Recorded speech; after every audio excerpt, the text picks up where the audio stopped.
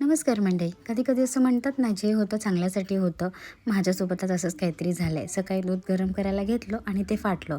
1 litre दूध होतं. मनाला लागलं थोडं, पण नंतर आठवलं माझ्या लेकी कधीपासून मला बोलत होत्या, मम्मा रसमलाई बनव.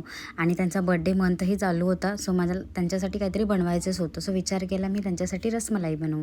सो मी काय केलं, गरम करून घेतलं दूध व्यवस्थित आणि थंड करून त्यातली साय अशी वेगळी करून घेतली आहे.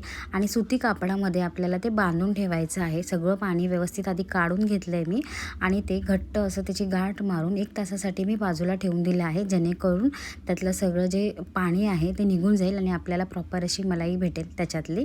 आणि त्यानंतर मी पुढे त्याच्यामध्ये व्यवस्थित असं पाणी घेतलं आहे गॅसवरती आणि पाण्यामध्ये थोडीशी साखर टाकून आपण जे बाउल्स बनवून घेतले होते त्या पिठाचे सायचे ते आपण त्याच्यामध्ये टाकून उकळून घेणार आहोत एक असे व्यवस्थित. नंतर दूध एका साईडला मी गरम व्हायला ठेवलं होतं. त्या दुधामध्ये मी साखर टाकून घेतली आणि व्यवस्थित ते दूध उकळवून घेतलं. त्यामध्ये आपण थोडीशी जे ड्रायफ्रूट्स असतात आपले बदाम वगैरे ते मी इथे ॲड केलेत. थोडीशी आपण ह्याच्यामध्ये वेलची पावडर ॲड करणार आहोत. साखर तर आपण ऑलरेडी ॲड केलीच होती.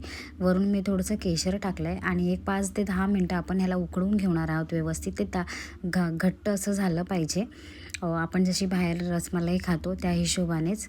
आणि हे झालं की त्यानंतर मी थोडं थंड व्हायला ठेवून दिलं होतं ते फ्रीजमध्ये. आणि आपण जे बनवले होते रसमलाईचे बॉल्स ते आपण ह्याच्यामध्ये ॲड करणार आहोत व्यवस्थित. आणि वरून मी थोडंसं गुलाबाची पानं टाकून गार्निशिंग केलं आहे. खाण्यासाठी रेडी आहे आपली रसमलाई घरच्या घरी. आणि माझ्या मुलींना खूप आवडली, त्यांनी ती खाल्ली. आणि तुम्हाला कशी वाटली मला नक्की कमेंट करून सांगा. तुम्हीही घरी ट्राय करा आणि माझ्या यूट्यूब चॅनलला फॉलो करायला विसरू नका. Thank you so much.